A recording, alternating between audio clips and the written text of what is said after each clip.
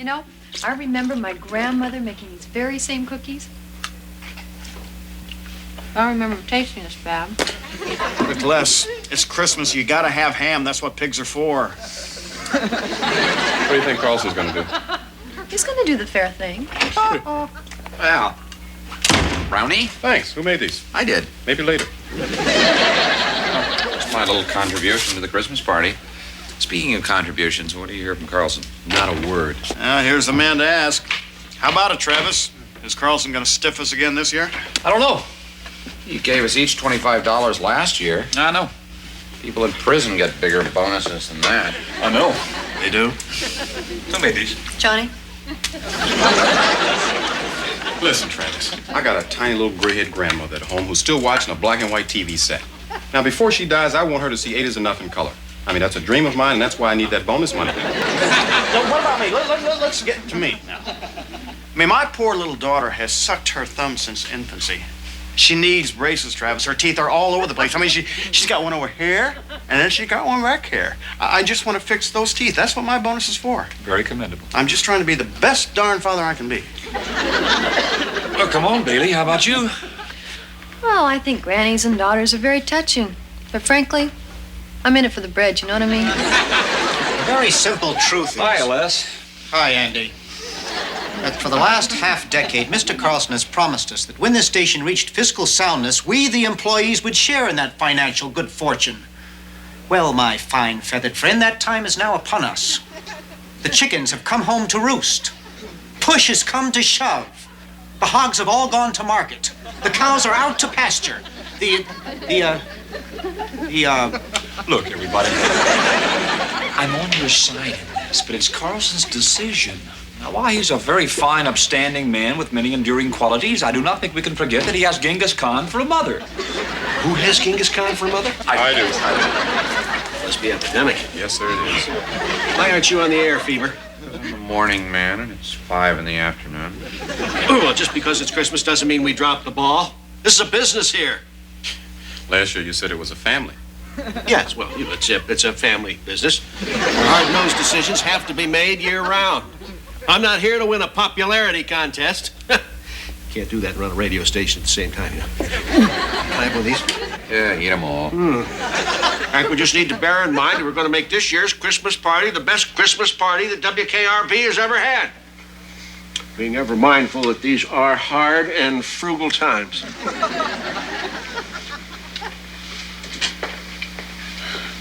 Any more questions about bonuses? Without braces, who's gonna marry my daughter? I will, Herb.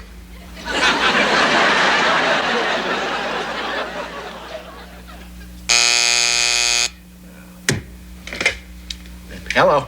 Oh, hi, Jennifer. No, I can't speak to anybody right now. Oh, have them call me next year. February's good for me. Thank you. Okay.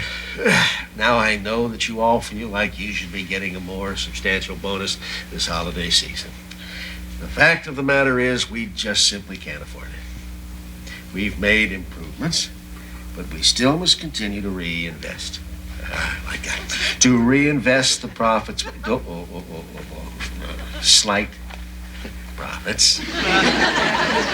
You know, I'm reminded of a very interesting story that Barry Buckman once told at a Kiwanis meeting. It seems that Barry's bank, his bank, which, by the way, was a member of the FDIC, his bank,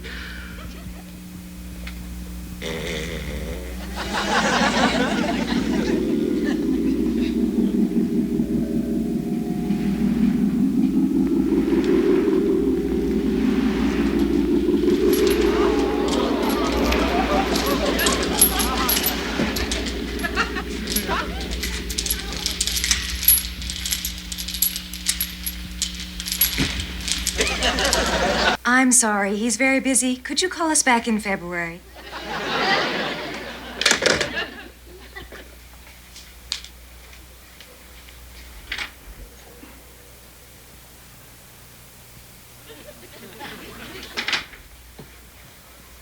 This is your grandfather, Arthur boy, back from the cold, dark grave. But you're dead. I just said back from the cold, dark grave. Try to pay attention, okay? I'm sorry. I've come here. Wait a minute. This isn't going to be another one of those Charles Dickens Christmas Carol things, is it? Uh-huh. Oh, boy. What? I said, oh, boy. Oh, I've come here to tell you that you're going to have to change your ways before it's too late. What do you mean too late? And what's wrong with my ways? I'm warning you, Arthur. Because I made profit my life's work, I've been condemned to walk the face of this earth and witness the happiness that might have been. You see these chains? These are heavy suckers. But they're not nearly as heavy as it's going to be for you lugging that control board around. How'd you know about that? Well, that's what you're going to do with that bonus money, isn't it? Buy a control board for the DJ booth? Well, yeah, I mean, it's not just going to benefit me. That's for the benefit of everybody. Oh, who's kidding who? You're buying that control board to show your mother what a successful man you are. That's not true. Arthur, I'm a ghost, I know. It's sure nice to see you again, Grandfather. But there are no ghosts. I'm dreaming, and I'm going to wake up now. Bye. So long, and happy holidays. Buster, before you wake up, you're going to be haunted by 3 ghosts. Got it. One, two, three. Three ghosts. Eat their words. Might be good for you. I got to run. Any questions? Yeah, I can't wake up. I know. Well, Scrooge could wake up. He didn't eat one of Johnny's brownies. Jennifer! Jennifer, never mind. Are we ready to go? Go where? I am the ghost of Christmas past. Oh, come on, Jennifer. Knock that I am the ghost of Christmas past. Okay. Don't have to get huffy about it. Now we must go back. Back into the past. Into a Christmas of the past. Oh, gee, I don't know. Come with me. Wake up, Art. Someone who kissed me. What year is this? It's December 24th, 1954. Hey, that's me. I used to have her Darlick's job. I was sales director. I know. And there's old Don Bassett, the meanest newsman that ever lived. Come on, boys. It's time to exchange our presents. Mr. Arnold is on his way. It's Mrs. Butterworth, the receptionist. Wow, this brings back memories.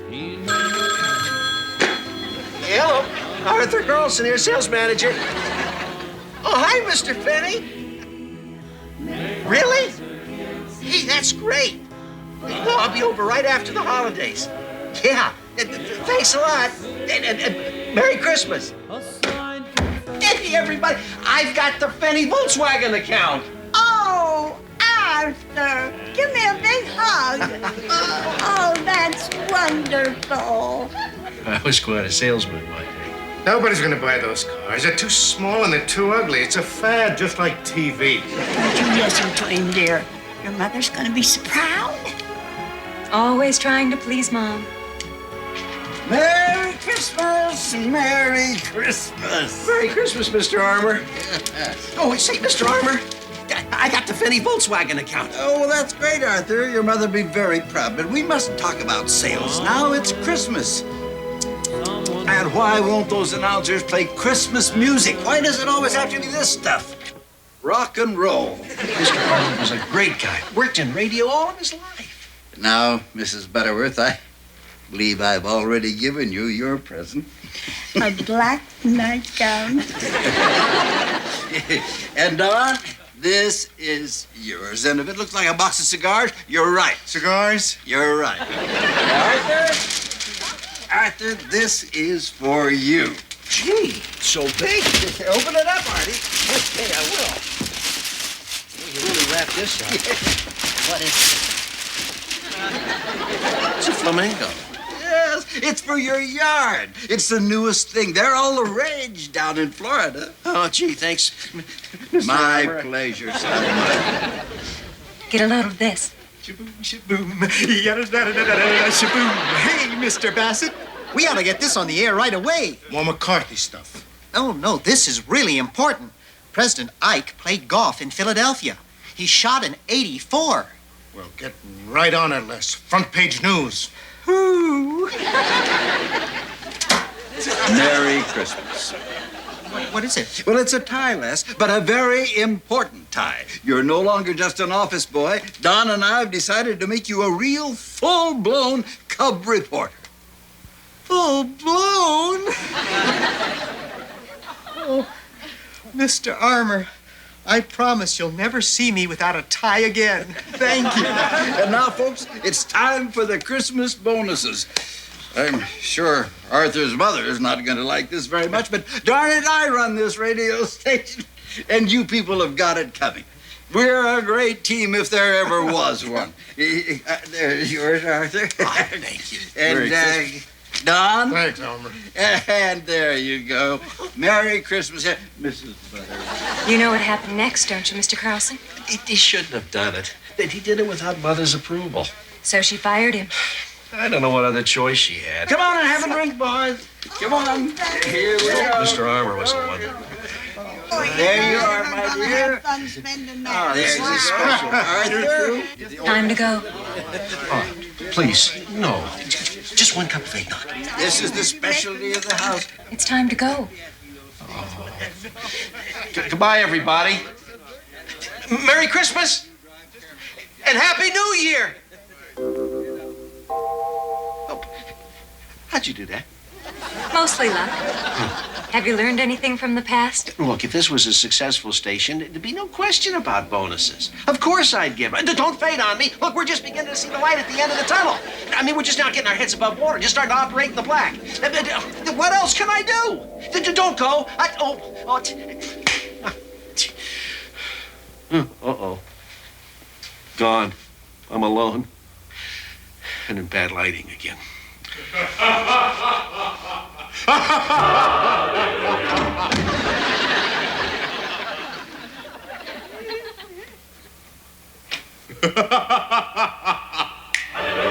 Hey, see, come on in, man. Come closer, my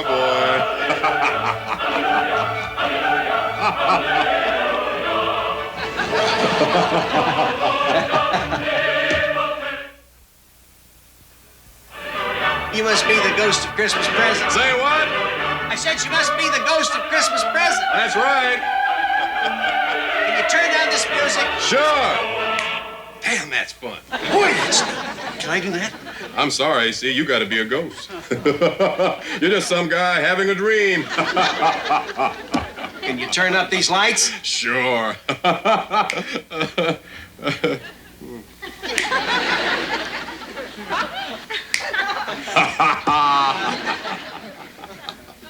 What can I do for you, AC? Well, aren't you going to take me somewhere? Don't have to. We can do it right here. Hold that. Give me that. Excuse me.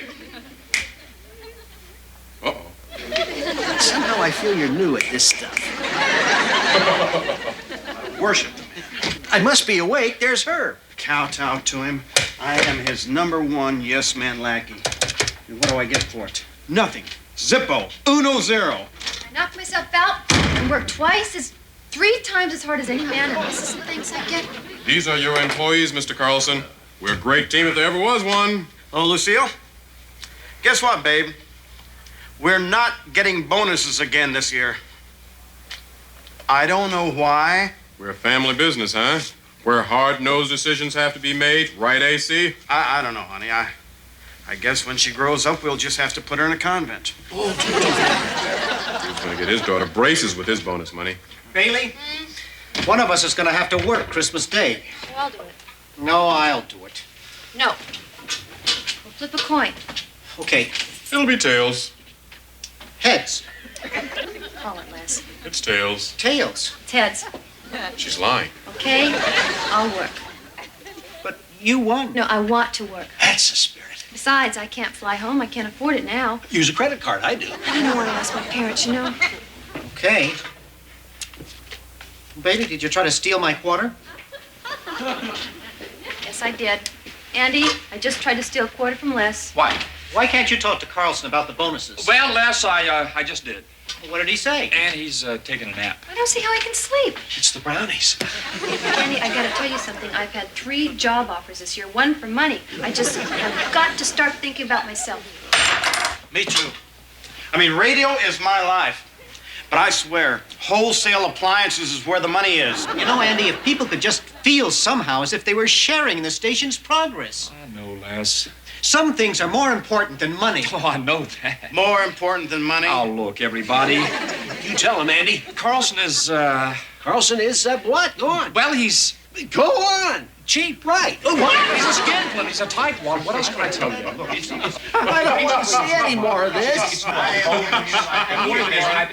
I go back to my office? I think you deserve. Whatever you say, AC. That's it for me. I don't want to see any more.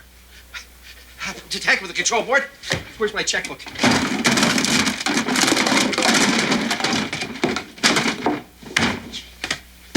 That's not mine.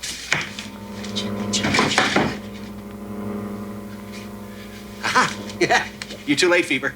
I'm writing out personal checks, going to reimburse myself later. My name is not Fever. Oh, yeah. No, that's right. You'd be the ghost of Christmas future. At your service. Judging from your outfit, my future's not too bright. You're right.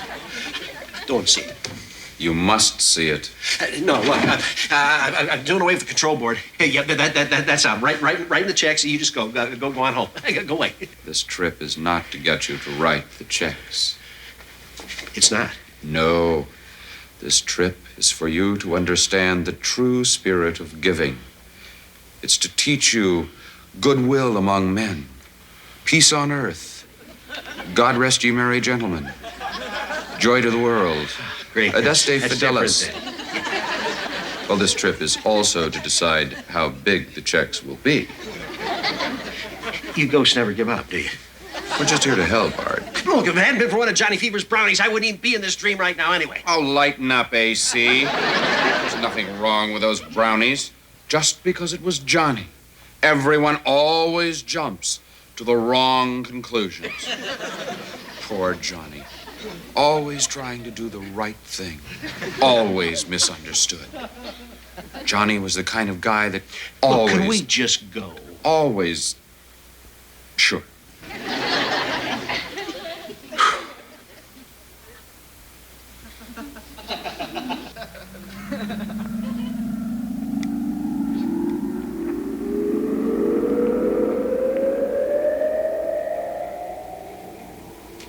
What's this? It's all white. I thought my future was black. This is the bullpen. Oh, gee, you must have made some changes. Oh, yes.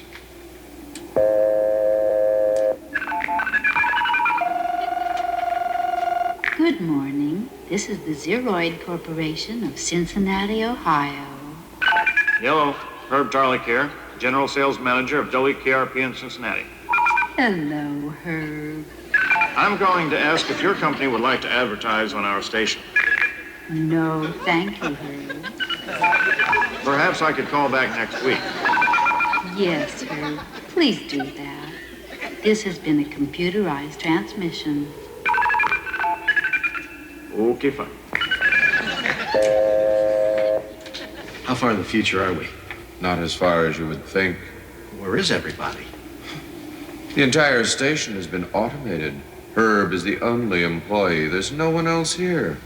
Kind of a warm feeling, isn't it? Well, what about Bailey, Molest, Travis? Well, one by one, you sort of force them to quit. Bailey runs a television station in Chicago now. Travis is breeding guard dogs in New Mexico. Venus owns a clothing company called Upwardly Mobile. Jennifer married and bought herself an entire island off the coast of Sardinia. And Les Nessman, the Republican whip of the United States Senate. What about you and me? Fever and me. Well, Fever just sort of disappeared. There were rumors, of course, but really not much else.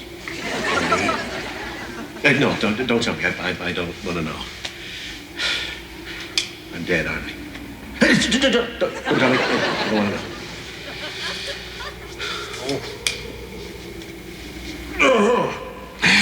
That's it for me. I'm bushed. Guess I'll go on home and trim the old aluminum tree. Herb's sort of taken to talking to himself now. It's gonna be a nice Christmas. Little Herbie home from the forestry service. Bunny home from the convent. We'll all be together again. Oh. Merry Christmas, everybody. Merry Christmas, Herb. That sure isn't like the old days. Herb! Fever. A ghost.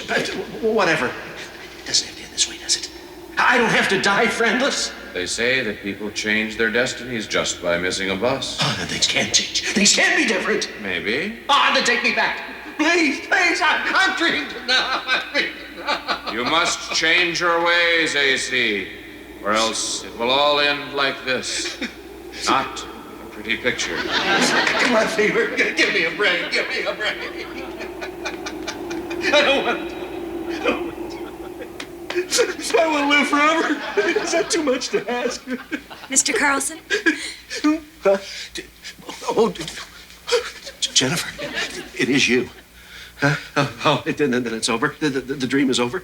Yes, Mr. Carlson, whatever it was, it's all over now. Oh, good.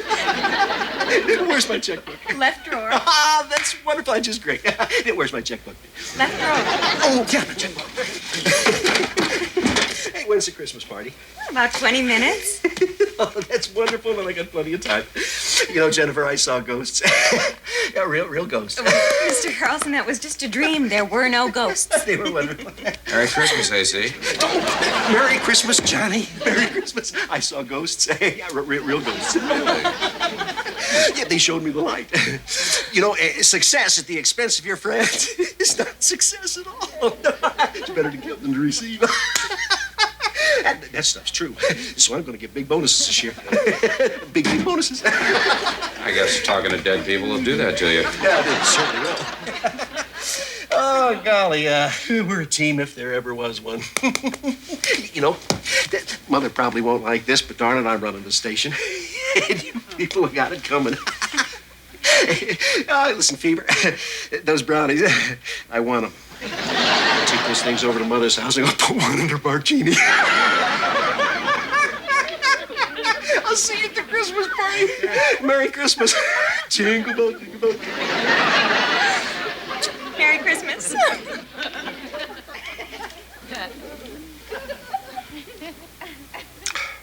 God bless us, everyone.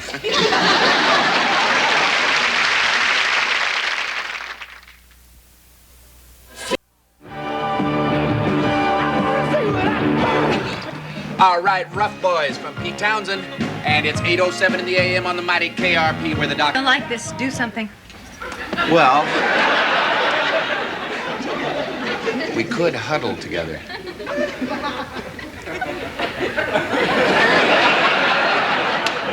Or you could do what I've been doing to take the chill off. At 8 o'clock in the morning? I don't think so. You know, of course, that liquor is not allowed at the station. Yeah. And I think it's against FCC regulations. Yeah, so it's freezing to death.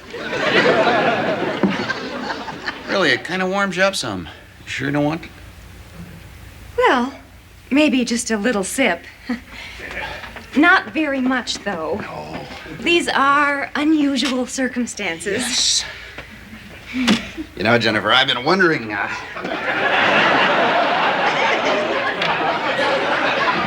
just how we could get together for an intimate little drink. Yuck. Yeah, somehow I thought you'd say that. I was referring to this. Oh, thank you. Ooh. He's kind of tingly, though. Tingly? And warm, down to the toes. You don't hardly have any shoes on. Why, Johnny, thank you for noticing. I got these at Hoffman's department store last Hoffman's? Where is that? week. In Dallas. Oh, yes, Dallas. You know, I've seen this particular design before in Cincinnati, Me too. which I am mad about. Me too. But I have never before seen it in this particular color. Me neither. Why don't we toast this particular color? Oh, all righty. To pale gray. Pale gray it is.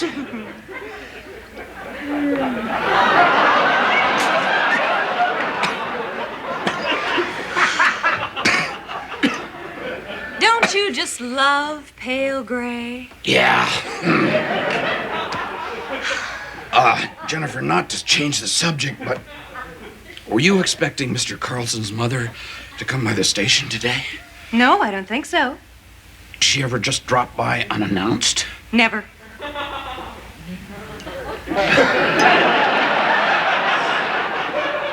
Good. Well, I guess I should give you your shoe back. No, you keep it as a souvenir. As a souvenir? I love it. You know what? No, what? I feel so warm. Oh, me too, Jennifer. Me too, you know.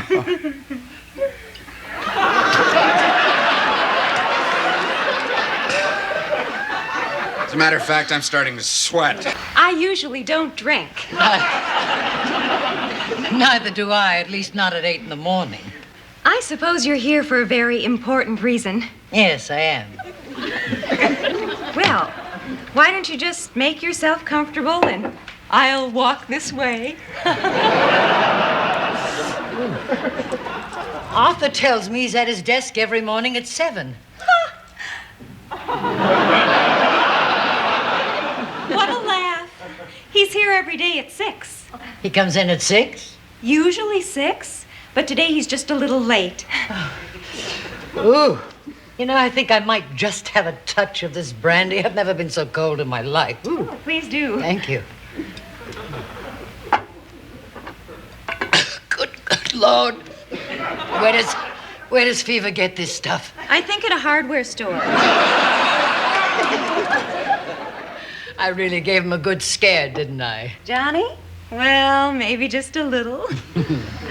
Nice to know I haven't lost my touch. Oh, no, Mrs. Carlson, you could never do that. I don't scare you, though, do I? What a lovely coat. Thank you. Just a little something I threw on. Same here. Jennifer, just how much is my son really paying you? All things considered, not nearly enough. Tell me, you know everything that goes on around here, don't you? Mm-hmm. Who's hardworking? Yes. Who's ambitious? Yes. Who's fooling around with whom? That, too. Well, who is fooling around with whom? No one. No one? Oh, how times have changed. You know, when my husband Hank was running this station, it was like a soap opera up here. Has my son told you very much about my late husband? What was he like? Let's order 2 more brandies. Ooh, all righty.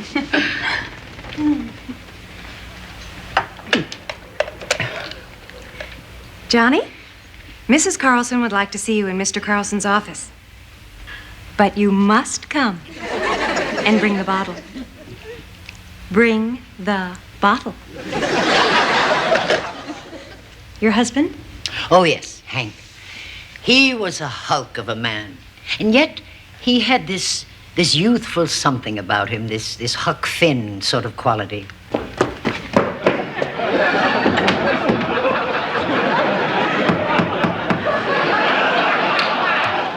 in. Hi, how's it going? Fine. Boy, this is too good to be true. I mean, 2 magnificent ladies just sitting here, sipping brandy, discussing God knows what. I tell you, it's really a high-voltage turn-on for me. Basically, I think everybody I know would probably give their eye teeth to be here.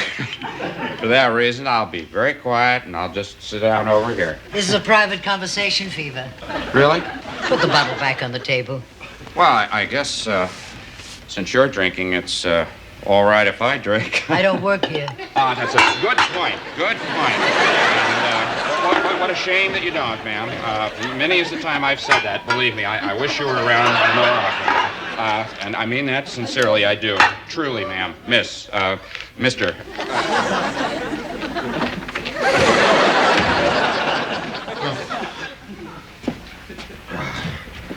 Why is it so cold? Morning, Travis. Heat. There's no heat. No, Effendi, no heat. Because Mr. Carlson's mother is here. She walks in, everything freezes. She is the Ice Queen. And she has powers beyond any mortal woman. Are you drinking? At this hour of the morning? Are you insane? But if I had been drinking, and the Ice Queen saw me, would I be fired? Yeah, I guess you would, yeah. Then we must prepare my defense. Let's go into the booth. I've got a small bonfire going. It's warm. I should talk with Mrs. No. You must hear the true facts from these lips first. Please, Effendi. Where's Jennifer? Travis, it's all so terrible. This is all that's left of her.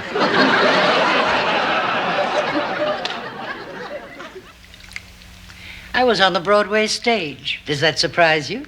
A little. What year was that?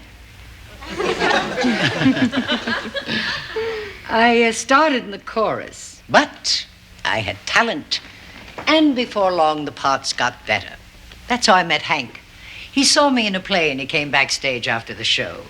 He congratulated me on my magnificent performance, and I congratulated him on his magnificent shoulders. Sounds like love at first sight. He had run out of the theater and bought me a bouquet of lovely little violets from some street vendor. The man was so corny and so completely Midwestern. We were married in 6 months. And he fished. Oh, God, did he. Hank loved having a good time. Too much so, I think. Sometimes he neglected the business. So, little by little, I got involved, and I was good at it. Well, after a while, I was running the whole thing. I just took over. That hurt Hank. Oh, but I was too busy to notice. He felt unnecessary. And in the end, I guess that's what really... So, I guess I better get back to my little desk. People worry when I'm not there. Better leave that here. Wouldn't look good to have it sitting in the lobby.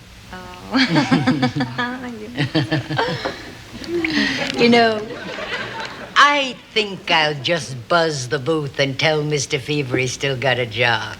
Oh, that's nice. But do you think you ought to do it right away?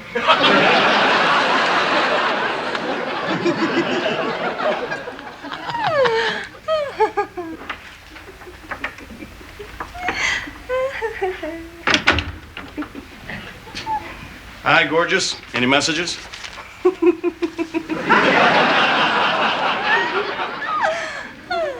Okay, fine. Herbie!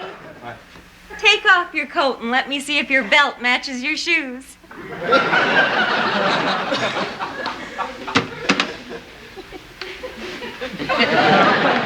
Okie dokie.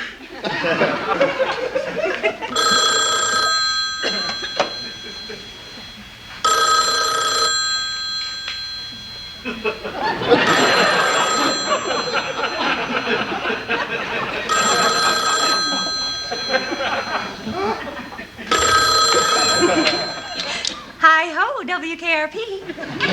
No, I'm sorry, Les Nessman is not in, and we don't know when he will be in. He's a very strange man. Oh, this is Les. Hi, Les, this is Jennifer. The message is you will be late today. Uh-huh. No, of course I'm writing this down. And you will be at this number. Okay, fine. Thank you for calling WKRP in Cincinnati. Oh, hiya, Jennifer. Listen, Johnny told me what happened. Andy, let's see the boy. Give us a spin. What? Spin. I understand that Mrs. Carlson's here, right? Uh-huh. Why is she here? She said it was for a very good reason. What? Don't know. Well, don't worry about it. I'll talk with her. I'll straighten it out. Andy, is that my shoe? Oh, yeah.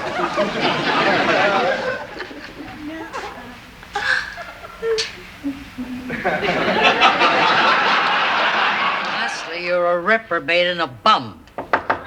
We'll talk more later. Come in. Morning, Miss Carlson. Ah, Mr. Travis, come in. I'm sorry it's so cold in the office this morning. Close the door. And I want to apologize for Johnny Fever. Oh, sit down. Thank you. I believe it will. And none over there. Over here.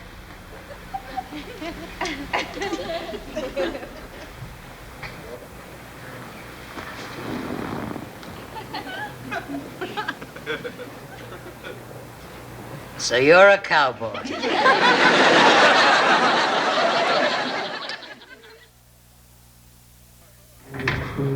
Hi. Hey. Well, what? You called me. You woke me up? All right. You told me to rush down here. You were in big trouble. Yeah, I am. I'm telling you. Charles's mother keeps calling me, vague threats, that kind of stuff. What? She caught me drinking, man. Here, on the air. Oh, man. Yeah. Travis can't straighten this one out. I mean, I am screwed. I am wasted and wiped out forever. Not just here, wherever I go. Well, what is it I can do for you? Why don't you just go home and get some sleep? You look wrecked. Yes, as a matter of fact, I do speak for the whole station. Now I want heat, and I want it now. It just so happens that because of the cold, our general sales manager, Herbert R. Tarlick Jr., has lost all feeling in his lower extremities. So,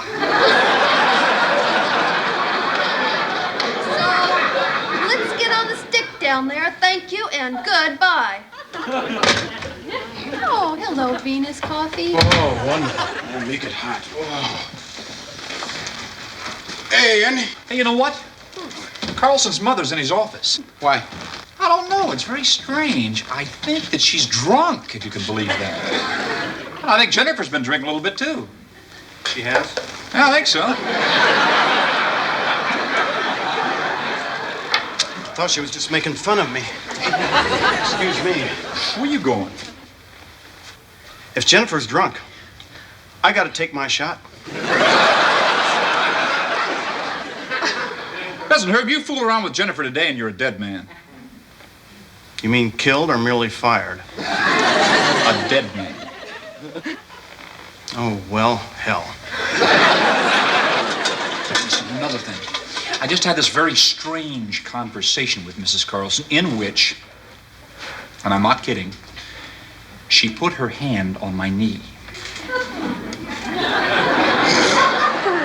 My right knee.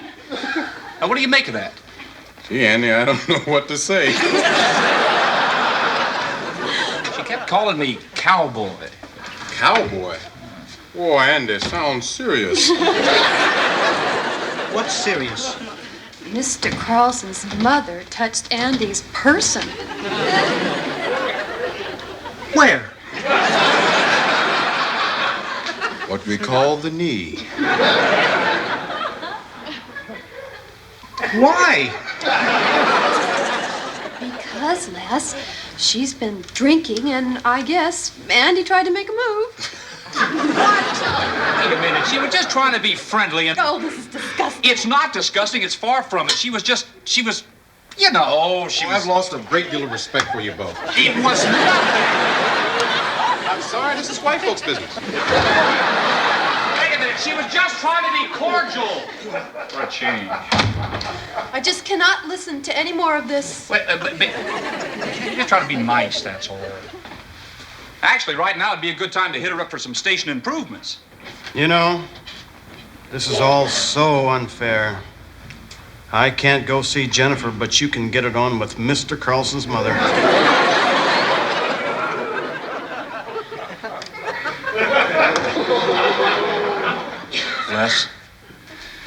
Les, you hold me back before I kill him.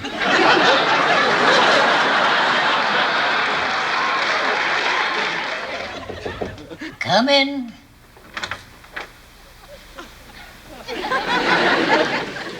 Mr. Nessman, what's new?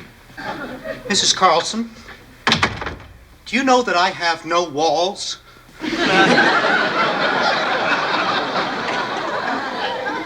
Excuse me? No walls. My office doesn't have any walls. Oh, well, sit down and tell me all about it. Oh, thank you.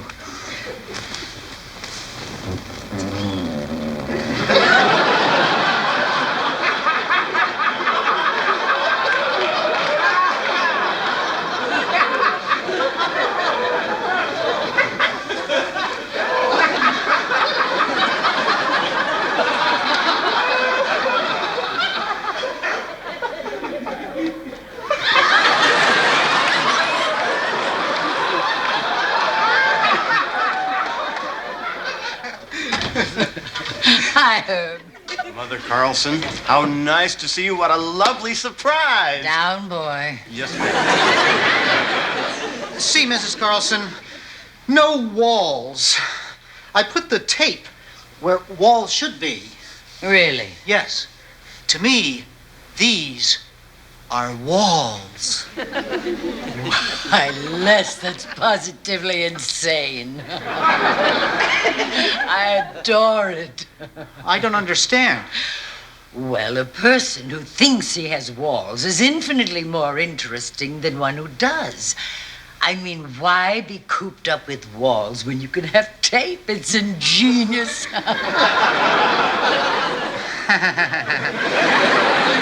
No, you don't understand. I understand perfectly. And I want some music. I'll do it. Let me do it. Music.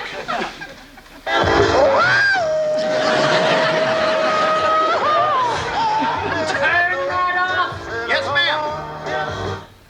That's not music. No, ma'am. Sit down. Yes, ma'am. What's wrong with you? I don't know. I must have gone crazy there for a second. Hello, Mrs. Carlson. Ah, Bailey, do you like Gershwin? Oh, very much. As owner of this station, I would like to hear it. I am making a request. Well, I'm sorry, but Andy doesn't allow requests, and even if he did, I doubt if Johnny Fever would play it. Fever is a bum and a reprobate. I know. Where is he? In the booth. Thank you. Good luck. Same to you, Herb.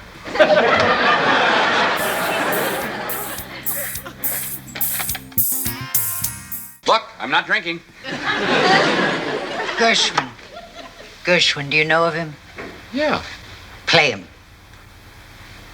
On the air? Weren't you drinking this morning? Want me to forget about it? Do you know how business deals are struck in this country? Will you play Gershwin for me? Have you enjoyed working in this hemisphere?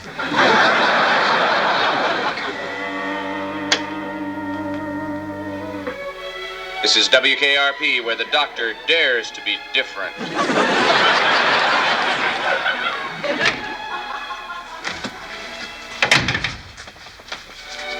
What are you doing?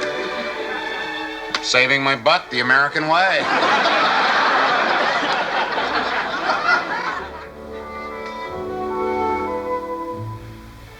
I'm a little lamb who's lost in the wood. I know that I could always be good to one who'll watch over me. Although he may not be the man some girls think of as handsome, my heart he carries the key.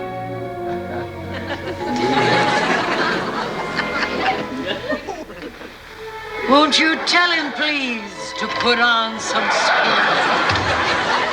Follow my lead Oh, how I need someone to watch.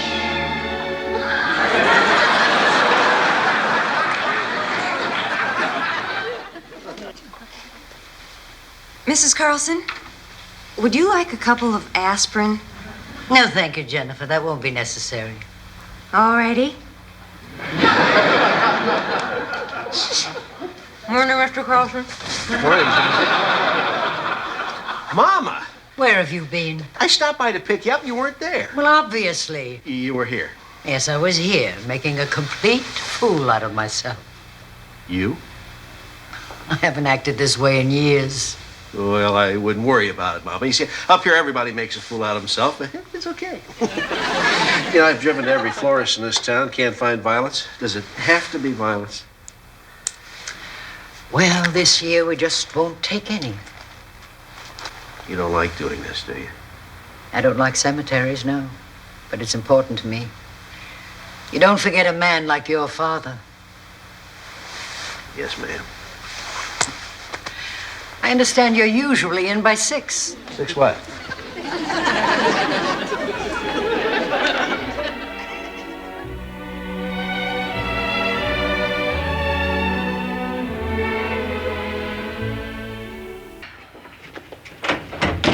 Oh, good morning, Les. Morning, Bailey. Where were you Sunday? Why? Sunday was Mr. Carlson's church auction. Well, I know. It was really embarrassing. Les, Herb, and I were the only employees who showed up. Well, I was called away suddenly to Dayton. Oh, come on, Les. Nobody's ever suddenly called away to Dayton. I was visiting my mother. Oh, well, that's nice. How is she? Even smaller, I'm afraid. Well, I'm sorry. We had lunch together. You know, it's very disconcerting to have those 2 little eyes peering up at you from table level. Well, you didn't really miss much, Les. I went last year. All they auctioned off was a lot of junk. Oh, they had one nice thing this year. It was this really amazing painting of a sunlit summer lawn filled with geraniums and wicker furniture, and in the background, 2 women strolling in the gentle summer breeze. Oh, I loved it. Did you buy it? Oh, no. The painting was the last thing auctioned off, and I couldn't afford it, so I chickened out. Well, I didn't. Hello, Herb. You bought the painting. I did. You bought it? Don't rub it in, Bailey. Les, this is it. This is the painting. Where were you? I was out of town. We had a date, Lester. We were going to the auction to suck up some brownie points with the big guy by buying something together. 50-50? I waited and waited for you until there was nothing left but this painting. I had to buy it. I was visiting my mother. How is Shorty? Watch it, Tarlik. I'll watch it, Les, when you give me the $50. That's half of what I paid for this oil slick. Now give me the money. Forget it, Herb. Or would you just leave Les alone? You were supposed to go to the auction because it was a worthy cause. Don't be naive, Bailey. Herb won't even give money to Jerry Lewis's kids. Les, I've told you 1,000 times they're not Jerry's kids, they're everybody's kids. Well, that's not what Jerry says. Are you gonna give me the money? No. Yes. No. All right, then. I'm just gonna have to punch you out. You do, and I'll see you in court. You would do that, wouldn't you? Uh-huh. Here, Bailey. Hold this. As a matter of fact, you can have it. Thank you. All right, Lester. I'm gonna go sit at my desk, and I'm gonna stare at you for as long as it takes. Soon, Les, the guilt will be more than you can take. Soon, Les, it'll begin to gnaw at your insides. Soon, Les, you'll feel a sense of fairness which will compel you to do the right thing. And soon, Les, you'll beg me to release you from your guilt and sin.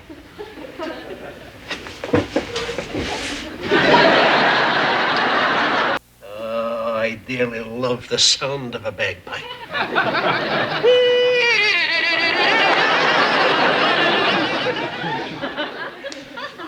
Good morning, Jennifer.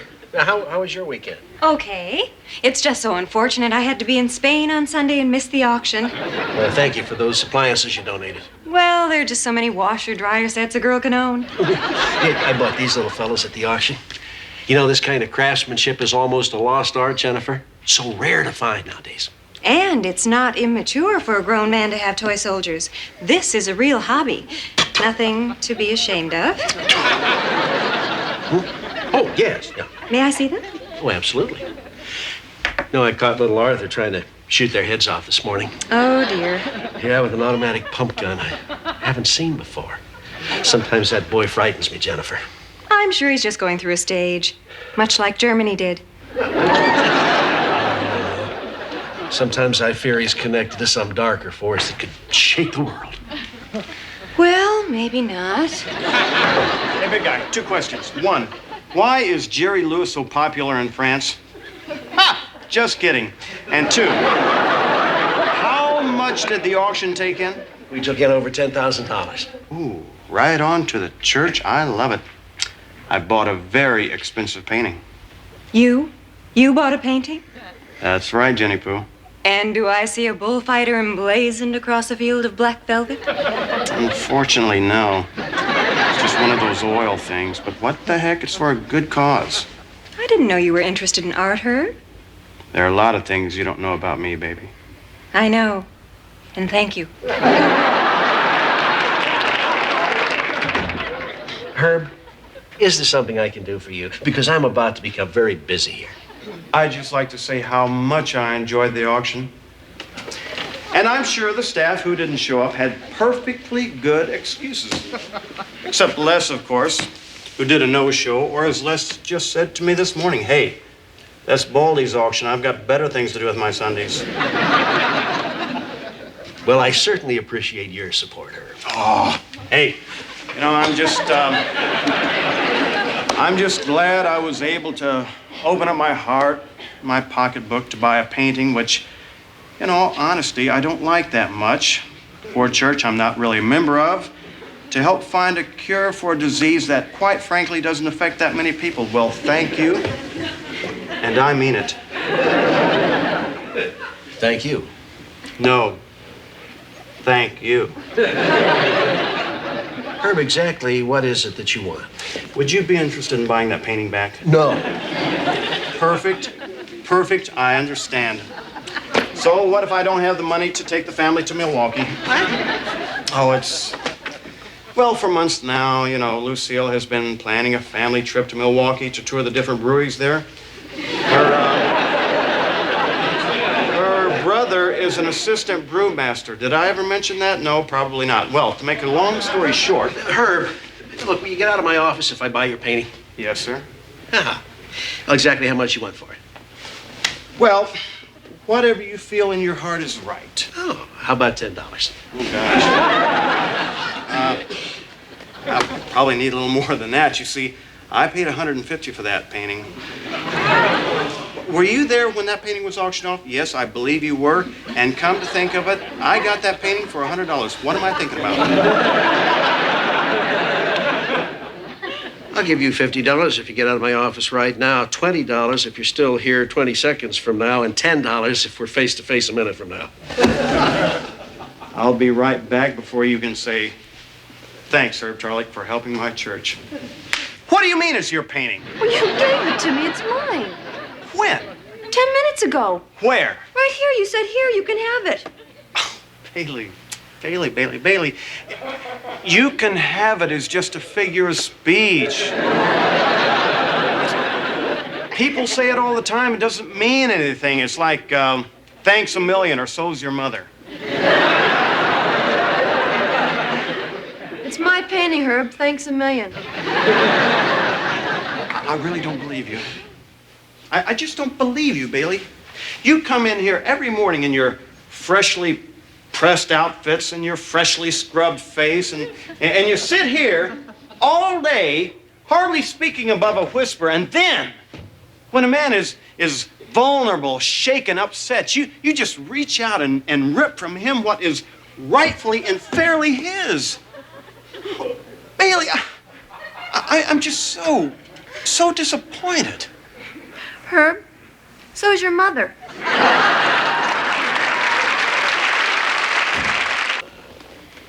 Who's that?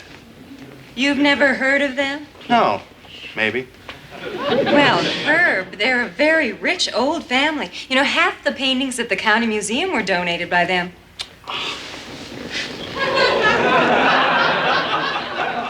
I knew that.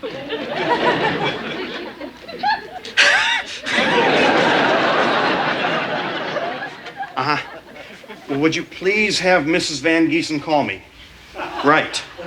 Herbert Ruggles, Ruggles, Tarlick III. No, the fourth. Okay? Yeah, it concerns a work of art, you know, like a painting. Right. Now you have my number. Right. No, thank you. And au revoir. That's French. What an idiot.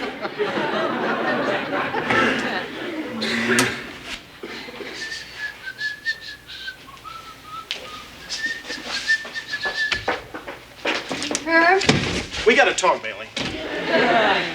here's my money. Don't want it. Where's my painting? Well, I had to take it back. Oh, no, you don't. We made a deal. Bailey, evidently you don't know what the word deal means. You see, a deal is when papers are signed, receipts are given, legal obligations take place. I think I'll call the police. What? That's right. You would too, wouldn't you? You're darn right. I don't care. Hello? All right. Painting's yours. I'll just buy it back for $300. No. I like the painting. You don't. I want it. I want to admire it. I like it. It makes me feel good. $400. No, you don't understand. Not everything in this world is for sale. Not everything is commerce. $500. All right. Deal. 500's too much. 500 is a price and art appreciates. All right. 500, I'll write you a check. And I want your receipt from the auction. It's tax deductible. I'll write you another receipt. You know, Bailey, deep down inside, you're just another shrewd businessman like myself. Oh, no, I am not. But I know you. You think everything's business and that everything's a deal. No, I don't. Yes, you do. You got poor Les to give you $50, didn't you? Yes, I did, thank you. I just stared at him through the DJ window till sweat rolled down the back of his neck. And $50 just popped right out of his back pocket.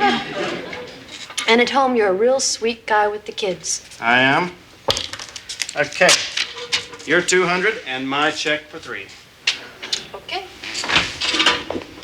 Lester, baby! Herb, I already gave you $50. Now leave me alone. I know, and you were right all along, and I was wrong. Here's your 50 back. I won't take it. Come on, take it. No. Yes. No. Why not? Because it's not fair. Les, fair is just a word people use. All right, average. You shouldn't take the 50, Les. The painting's worth $500 now. Herb owes you half of that. What's a stroke feel like?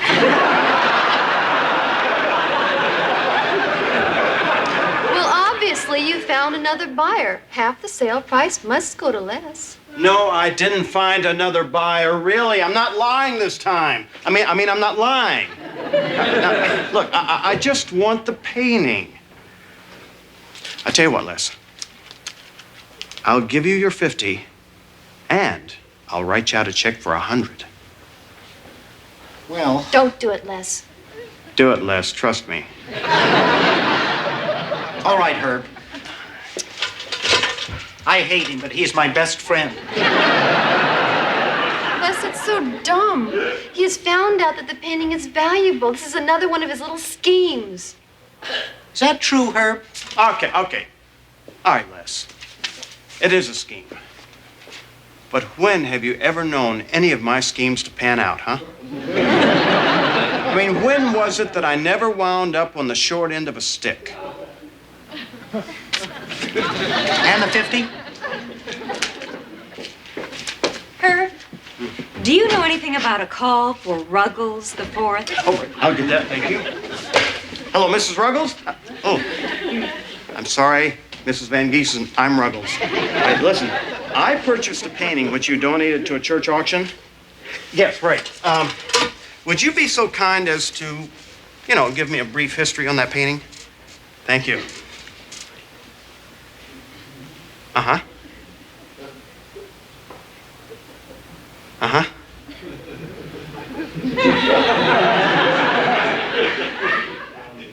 Thank you. Au revoir.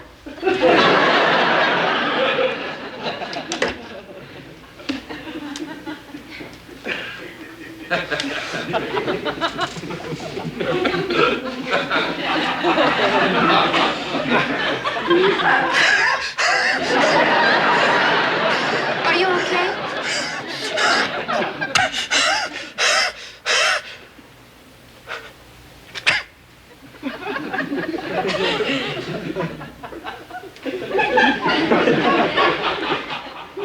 Her son did it.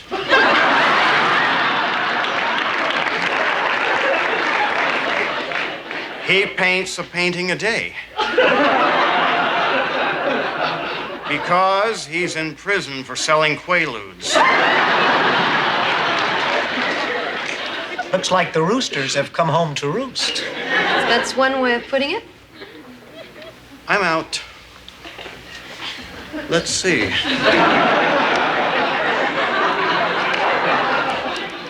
$100 for the painting. 100 to Les. 300 to Bailey. $500. I'm out $500.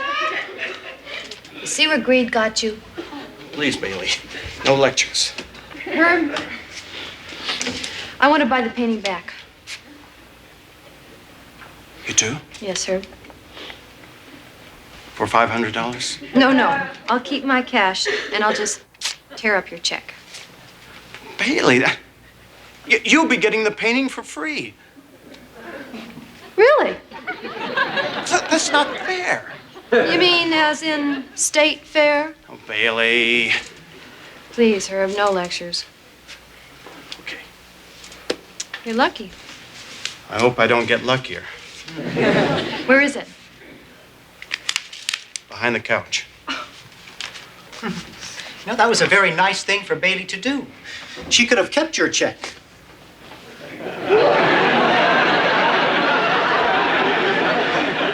Yes, it was a very nice thing for Bailey to do. Speaking of nice, I believe you have $150 of my money on your desk. Oh, yes.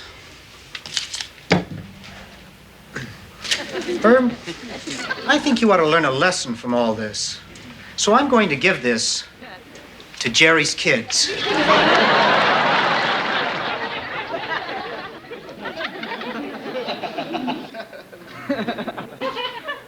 His real kids. Hi, Mr. Carlson. Oh, hi, Les.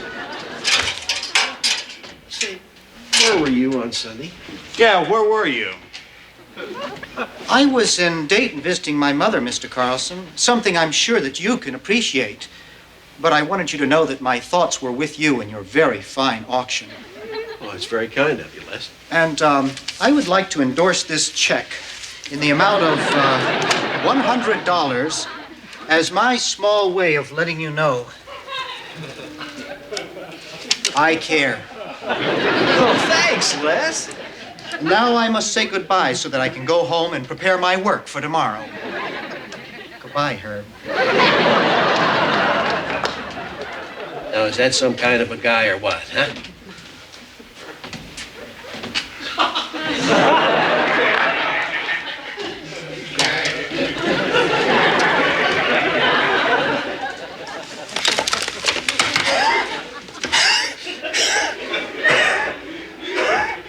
should see somebody about that. Me. No, you're not being you, not the real you. The real me. Yes, born leader, good sportsman, the epitome of style, grace. Come on, that doesn't describe me. No, it doesn't.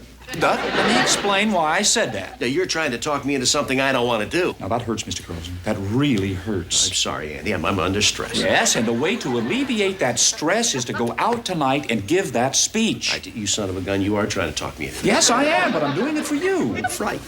Well, we're all a little frightened, Mr. Carlson, just in general. Don't you realize the number one fear of all Americans is the fear of speaking in front of a large group of people? Yeah, I read that. The fear of death. It came in third. Now, listen, man. This is a very important evening for you. The broadcaster's dinner, it's not that big a group. No, but they can be mean. This is a boring speech. I know it is, Andy. It's dull. No, it is not dull. It's fascinating. Wait a minute. Andy. No. Come on. Jennifer, could you come in here, please, a second, and just help me out? How may I help? Mr. Carlson is frightened. Yes. It's about his speech tonight. Oh, yes. You know, he's been looking forward to this for weeks now, and he's chickening out. Aha. Well, then what he must do is go through a desensitization process. Fear comes from not knowing what will happen. If you rehearse your speech in front of people you know, you'll find out what happens. Once he realizes that people are interested in what he has to say, he'll feel much better. Perhaps he could give the speech for us this afternoon. Oh, that's a wonderful idea. Now, wait a minute, Jennifer. Did Andy get you to say that? Mr. Carlson, nobody ever gets me to do anything. That's true. What about it, Mr. Carlson? Huh? Be good practice. Well, no, I guess it didn't hurt. Jennifer, could you get everybody together in the bullpen, please? Oh, all righty. Well, another good trick for conquering fear is to imagine your audience is completely naked. Naked? Gee, good gravy. Well, got my 3x5 cards.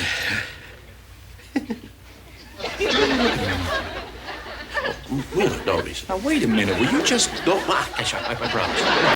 Tonight, Mr. Carlson has the honor of delivering the keynote address at the annual Ohio Broadcasters Dinner. Oh, God.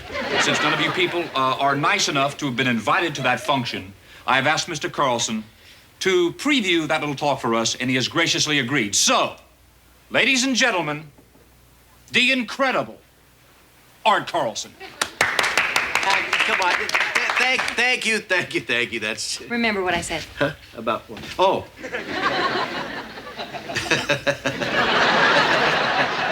Mr. Carlson, the speech.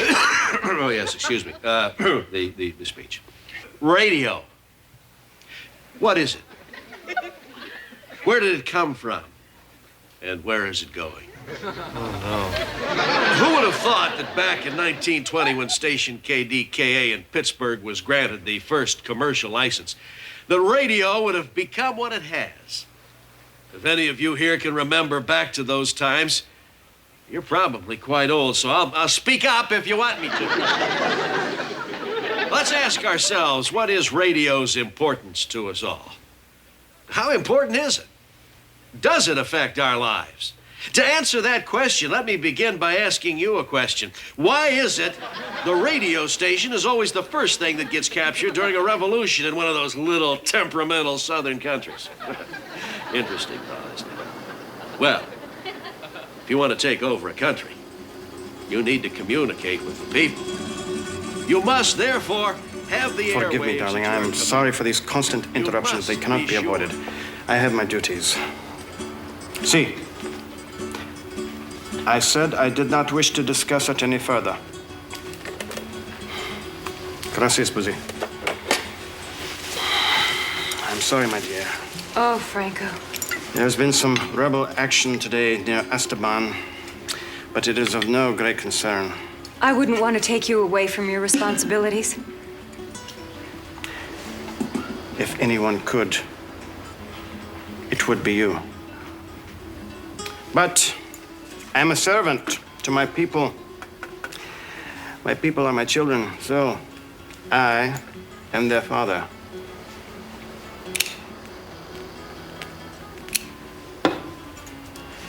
I don't smoke. It's all so beautiful here. Perhaps we can dine tomorrow night on my yacht. The lights from Yacero are particularly beautiful at dusk. They take my mind away from more serious matters. Even as a boy, when I would go out alone on the small sloop my father had given me. Did you know that the waters here are very warm, even at midnight? Oh, Your Highness, you are so kind, so giving, so strong.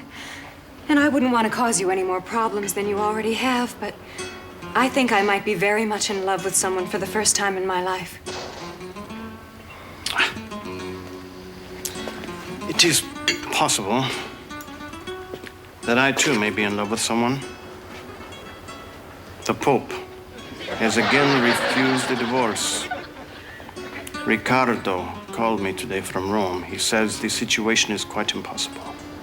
I understand, Your Highness. Sometimes religion can be so inconvenient. But we have tonight.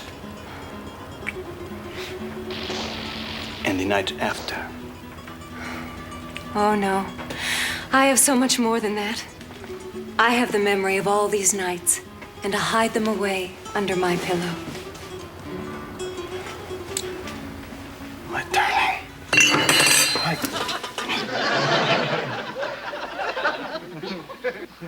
Sorry, BK.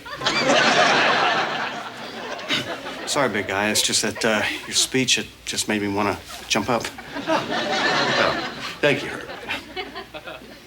It's just that, well, radio, to me, oh, gosh, I don't know. What can I say? Go on, Mr. Carlson. Well, to pick up where I was. Radio entered the 30s like a speeding locomotive. Suddenly there were big-time radio stars, and these big-time radio stars went to Hollywood, became big-time movie stars. Perhaps it might be interesting at this time to explain just how No, please. I'm sorry, but I just couldn't possibly even entertain the thought. I'm sorry. Please understand. I was out very late last night, and now I'm indisposed. That's right. I'm not receiving anyone. If they bring a gift, of course, accept it, but then be a dear and shoo them away. That's right. I must go. I knew you'd come. Jennifer, my darling, I didn't want to disturb you, to burden you with my petty needs, but try as I might, there's no way I could stay away from you. Sit down, Carrie. There's no one I'd rather lounge around the house with than you. I was wondering if you could pour something sticky all over me. Yeah, as Leo Tolstoy has said so well, so many times. Art should educate as well as entertain, and so should radio. Tolstoy said that about radio? No, Tolstoy said that about art. I added the part about radio. That's interesting, because your name is Art.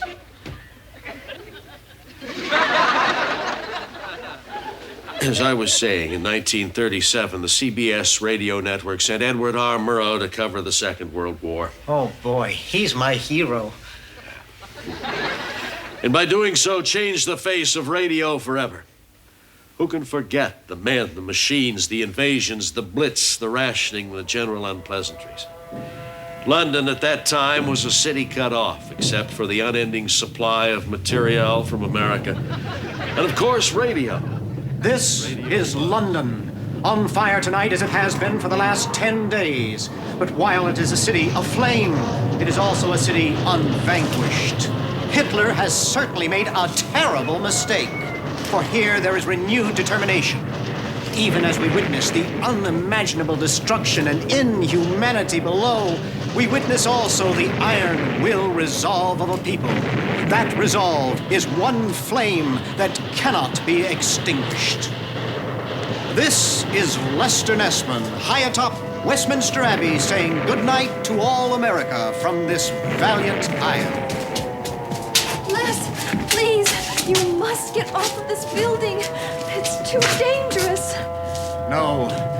The bombs have stopped their pitter-patter thump for tonight. It's cold.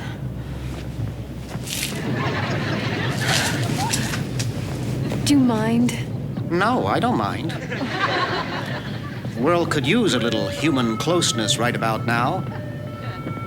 I guess I ought to be getting back to the hotel, have a few drinks with Walter and Eric, and then drop off into some dreamless abyss, forgetting that I haven't eaten since yesterday. Can I drive you? Well, sure, Toots, you're my driver. No, it's funny. What's that? Oh, I hate this damn war. But I love it, too. Because it brought us together. Yes, I guess that is funny, in a way. Les, when this whole thing is over, where will you and I be? Who knows? And who's to say it'll ever really be over? It's the Axis powers now. But after that, the Russian bear is a hungry one. Don't forget I said that. But what about us? Us? You crazy kid. Don't you realize in this gone-mad cockamamie world, the lives of two people like us don't amount to a hill of beans? Even if I am the voice all the USA rushes home to hear every night. I guess if America does go to war in Europe, it'll be because of what they've heard me say. And me? You're my driver. Yes. Don't forget, Toots. At least we'll always have Paris. I've never been to Paris. I know. What I mean is, Paris will always be there. I see.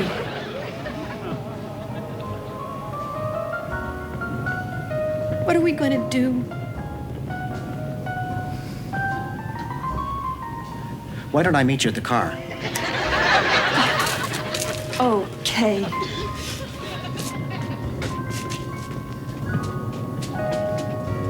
All I know is, wherever brave men are spending their lives for freedom, I'll be there. Wherever internationally known journalists are gathered for a drink, I'll be there. Wherever bombs are exploding, I'll be there. Wherever. Ah, but that was yesterday. And this is today. Who and what do we influence today, and how? It's an exciting thought, isn't it? One of my most exciting personal memories of recent times is when President Ford visited our Queen City. I remember we sent a remote out to the airport. I just don't think this reception is going to go well tomorrow. Here's your tea, darling. I swear, I think the last tenants took half the silver with them. We've got 500 guests invited. Well, don't worry about it. Don't worry about it? Great. It's followed by a sit-down dinner for 500. Don't worry about it. You know, I am doing my best to keep the social calendar together, and I just don't feel like you're giving me any help at all. Are you even listening to me? Huh? I'm sorry. I've got a lot of things on my mind. I know you do, darling. It's just that I feel so distant, so left out. Well, I'll make it up to you and the kids this weekend. Thank you.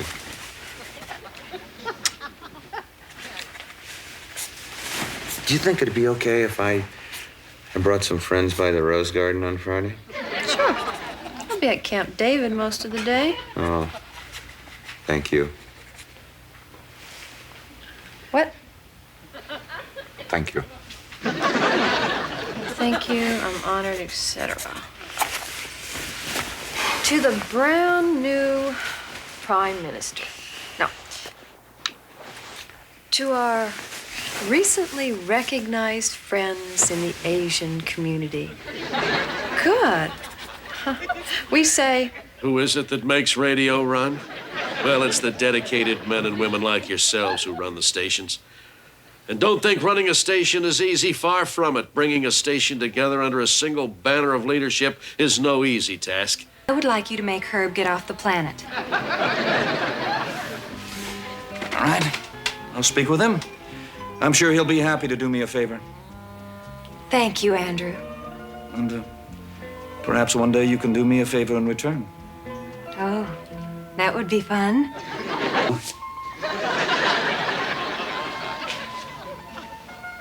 Of course, the main thing I miss on radio is comedy. Nowadays, they just play what's called music. There will never again be giants like Fred Allen, George and Gracie Burns, W.C. Fields, Ladies Jack and gentlemen, Benny. Flytrap Productions presents America's favorite funny man, Venus Flytrap.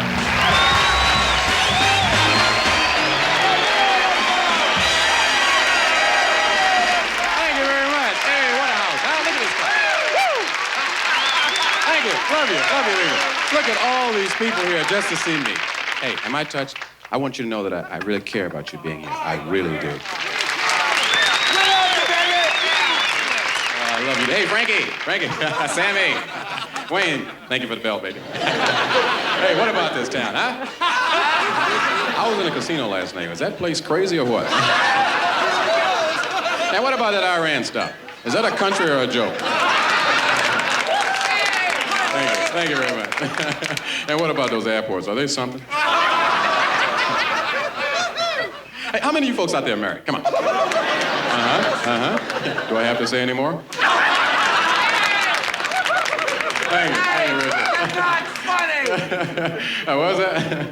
You stink! That's my cologne, OD motorcycle. Where did they get this guy? Thanks for caring, sir. They got me from heaven. Hey, what about that darn solar system, huh? Get off the earth! Isn't it sad when cousins marry? Huh? Joke. And it's still sad when cousins marry. I guess you're proof of that. So did I tell you how to do your job? Probably because you don't know anything about that either.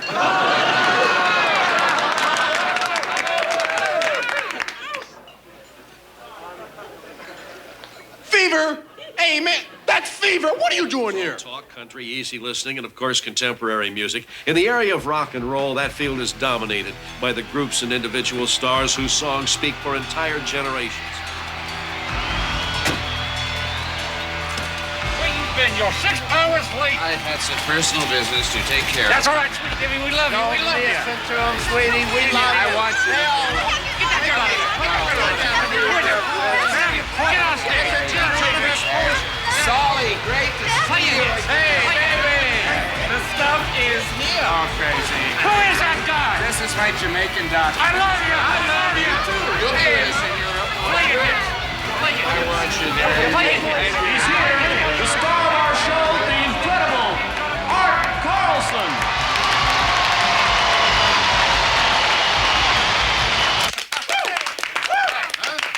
Spellbinding, big guy. You really think so? Fascinating. Oh, Mr. Carlson, I hung on every word. I don't know when I've heard a more interesting talk. Yeah, really, the Gettysburg Address. The radio, it's a guaranteed killer. Huh? Done it, Andy. It was a great idea of yours. I feel so much more confident about it. Well, now, see, that was the idea. It's amazing. Amazing is not the word. Yeah. Just a boy like they were mesmerized. That's like that part about FM radio. Who? Oh, see, that was my favorite part. That cute little comment I made about Marconi. Who was that? Marconi. Marconi. Oh, yeah, that was my favorite part. Yeah. I should talk more often with you. Absolutely. Frankly, Andy, I think I stunned him. Yeah, I think you did.